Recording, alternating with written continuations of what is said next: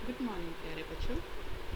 आज हम chapter 3 understanding coordinators और चैप्टर 5 से प्रोबेबिलिटी का रिवीजन करेंगे। This is the question, find the angle measure x in this figure. This is a quadrilateral and we know that the sum of all the four angles of a quadrilateral is 360 degree. So we get 50 plus 130 plus 120 degree plus x equal 360 degree. Sum of these three angles is 300 degree. So 300 degree plus x equal to 360 degree. Now we have to transfer this 300 on the right hand side. So यहाँ ये plus हो रहा है तो right side में ले जाने के बाद ये नेगेटिव हो जाएगा, माइनस हो जाएगा. So we get x equal to 60 degree. Next question, find the measure of each exterior angle of a regular polygon of 9 sides. एक रेगुलर पॉलीगन है जिसके 9 साइड्स हैं, तो उसका हर एक्सटीरियर एंगल कितने डिग्री का होगा ये हमें पता लगाना है. We know that the sum of all the exterior angles of a regular polygon is 360 degree. So the each exterior angle will be 360 degree divided by 9, that is 40 degree. Next is, how many sides does a regular polygon have if the measure of exterior angle is 24 degree. ये second question का reverse है. Second question में हमें number of sides दिया था और exterior angle का measurement पूछा था. अब इस क्वेश्चन में हमें एक्सटीरियर एंगल का मेजरमेंट दिया है और ये पूछा है कि रेगुलर पॉलीगन में कितनी साइड्स हैं. Again we use the same condition that sum of all the exterior angles of regular polygon is 360 degree और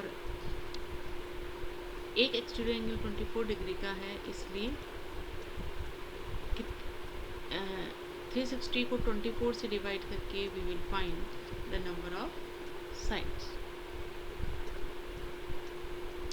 that is 50. Next is the measure of two adjacent angles of a parallelogram are in the ratio 3:2.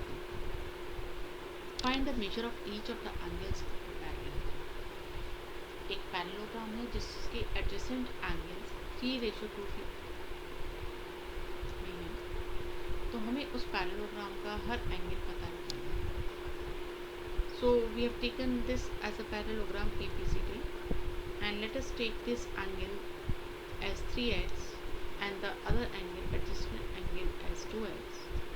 Then we know that the sum of adjacent angles of a parallelogram is 180 degree. So we can write as measure of angle B plus measure of angle C equal to 180 degree. Then 3x plus 2x equal 180 degree. So add होके 5x हो गया. हमें x find out करना है तो 5 को right side में transpose करेंगे, यहाँ मल्टीप्लाई हुआ तो इसलिए राइट साइड में ले जाने के बाद डिवाइड हुआ. So x equal to 36. So x 36 आ गया तो उसका एंगल B हमारे पास 3 × 36 दैट इज़ 108 डिग्री आएगा और C 2 × 36 दैट इज़ 72 डिग्री आएगा.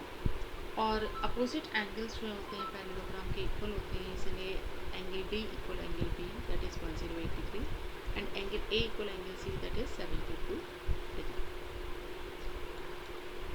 Next is, when a die is thrown list the outcomes of an event of getting a prime number.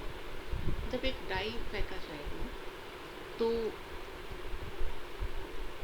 हमें outcomes लिखने हैं उस इवेंट के जिसको हम डिफाइन कर रहे हैं as getting a prime number.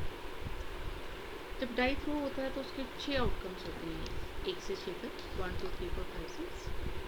इसमें से प्राइम नंबर हमारे पास 2 3 और 5 है. So the outcomes will be 2 3 and 5. Not a prime number. अब इसकी हमें प्रोबेबिलिटी भी निकालनी है. ये आउटकम्स हमारे इवेंट को सेटिस्फाई करने वाले, मतलब फेवरेबल जो आउटकम्स हैं इस इवेंट के लिए, वो 3 हैं.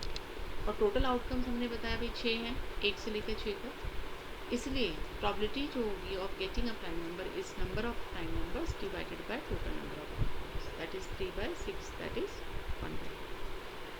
अब नॉट ए प्राइम नंबर, जो बाकी बचे वो नॉन प्राइम नंबर्स हैं, दैट इज 1, 4 एंड 6।